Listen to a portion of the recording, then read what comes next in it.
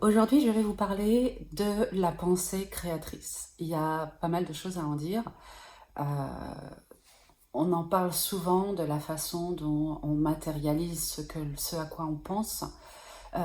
D'autres disent on voit ce en quoi on croit, on voit ce qu'on croit, et non pas on croit ce qu'on voit, on voit ce qu'on croit.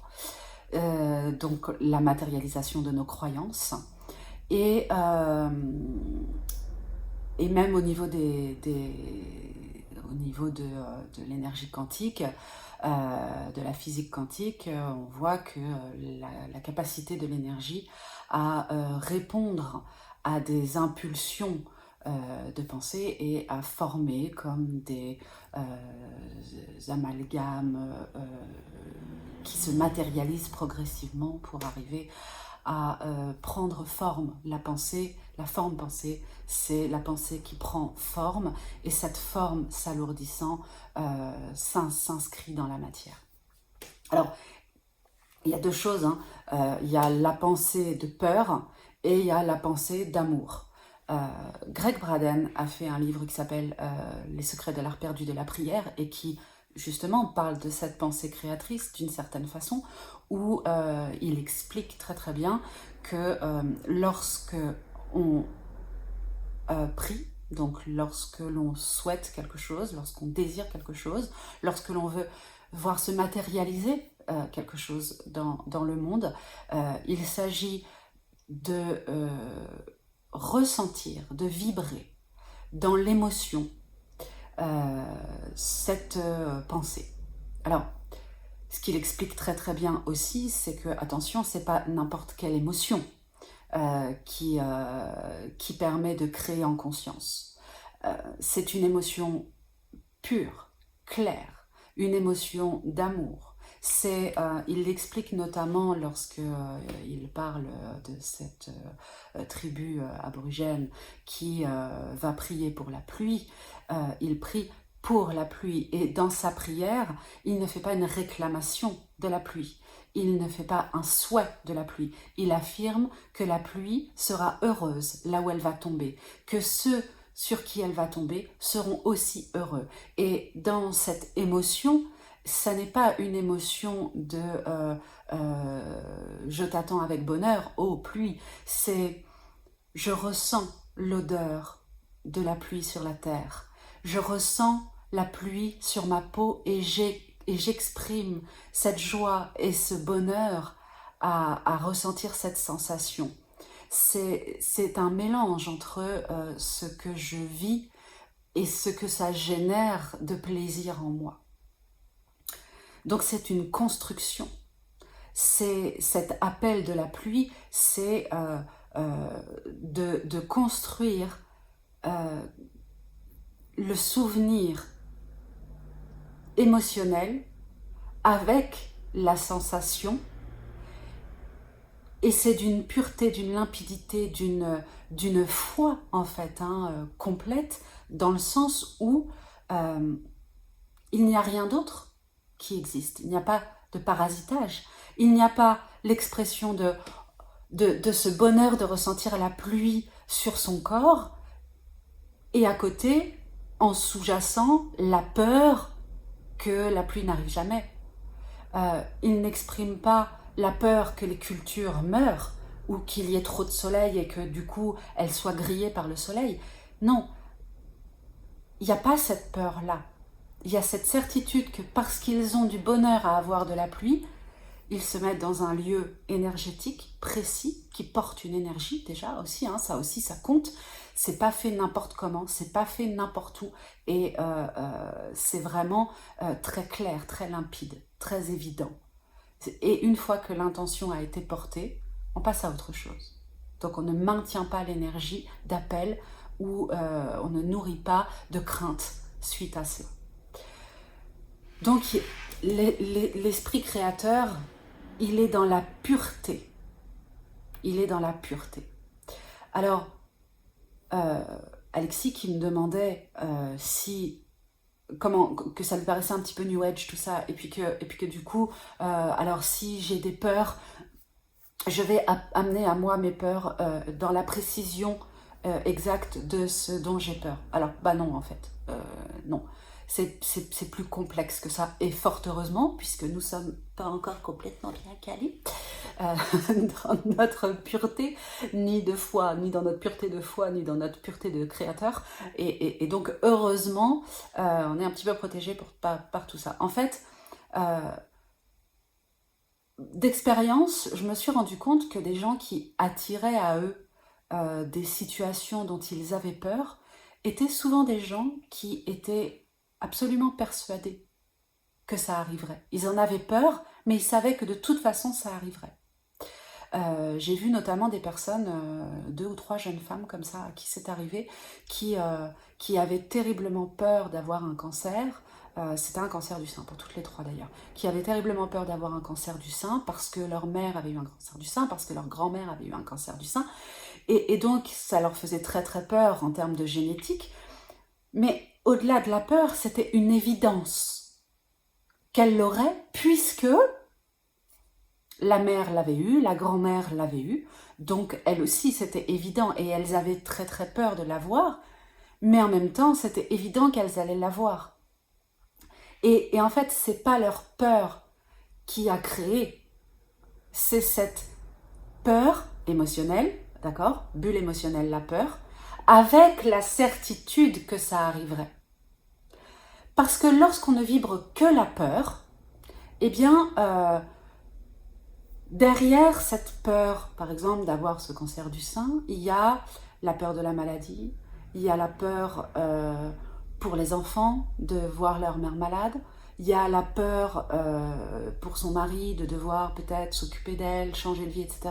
Il y a la peur de la mort, il y a la peur des changements de vie, de ne plus pouvoir travailler ensuite, la peur de ne pas savoir si on va s'en sortir ou pas, la peur du traitement. Donc il y a plein de peurs dans cette peur.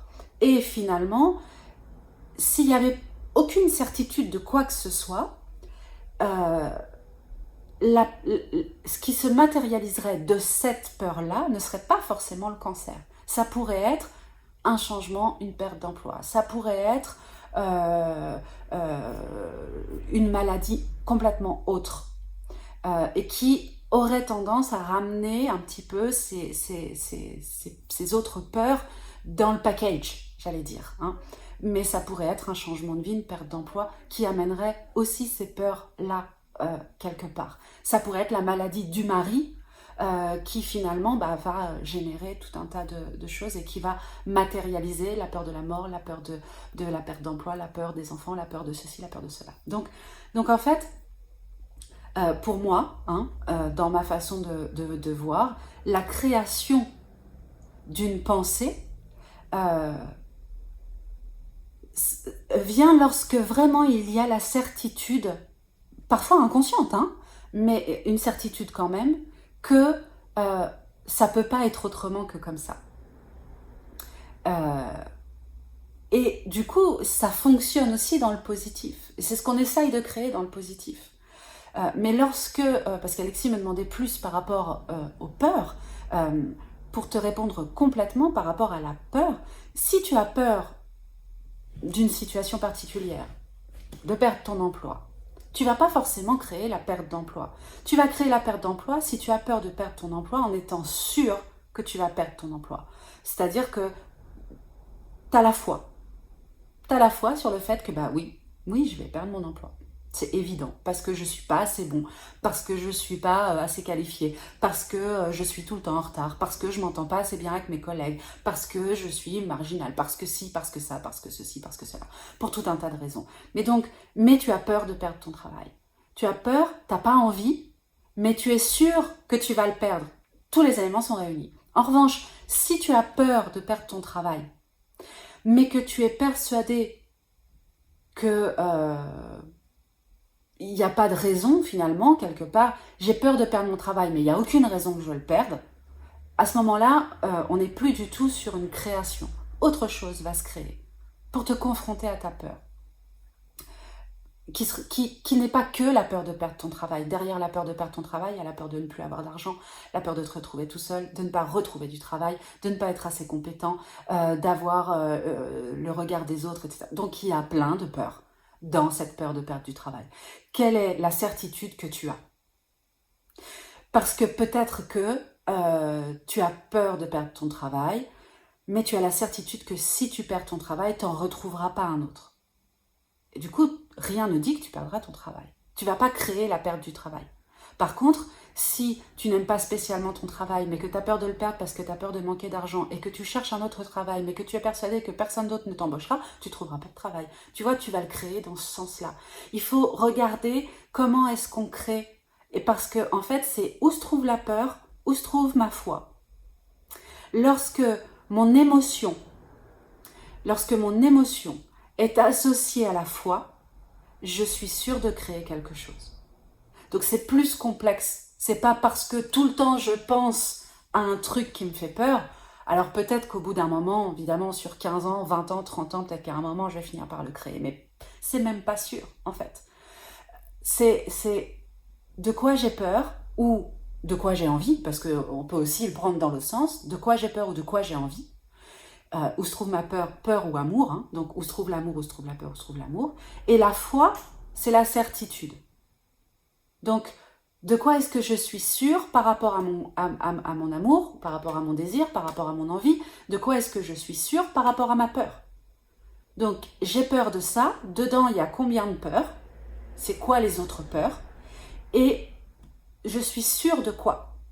Parce que ma foi va ancrer. L'univers n'écoute pas l'émotion spécifiquement, elle écoute la croyance, elle écoute ce que je vibre dans la globalité. Hein? Et dans cette peur, il y a un plaisir à se faire peur. C'est là qu'on complexifie encore le truc. C'est pour ça que c'est beaucoup plus complexe que ce qu'on pense. Où se trouve, là où j'ai la foi de ce qui va se réaliser, il y a le plaisir qui s'y cache. Le plaisir d'avoir raison, le plaisir de vivre quelque chose d'extraordinaire, le plaisir... Quand je parle du bénéfice secondaire, du bénéfice à souffrir ou du plaisir à souffrir, c'est de ça dont je parle. Quand je vous parle de ça, c'est de ça dont je vous parle. C'est-à-dire que cette femme-là, ces femmes-là d'ailleurs, qui ont développé un cancer du sein alors qu'elles en avaient peur, mais qui étaient tellement persuadées que c'était obligé que ça arrive parce que maman et arrière-grand-maman et grand-maman avaient eu le cancer du sein, il y avait en cachette, en inconscient, en sous-jacent, le plaisir, la joie de continuer une malédiction de la famille, d'appartenir au clan de ces femmes qui souffrent, oui, c'est malsain, bien sûr que c'est malsain, mais on en a plein des plaisirs malsains, en vrai, dans notre vie, on en a plein. C'est pas anormal, on est mal foutu et tout, dit comme ça, mais il y a plein de fois où on a peur de quelque chose, mais en même temps, comme on en a peur, on le désire, et on y croit. Et on y croit parce que quelque part, on le désire, parce qu'il y a un bénéfice sous-jacent qui se cache. Et ce bénéfice sous-jacent est un vrai plaisir. Voilà.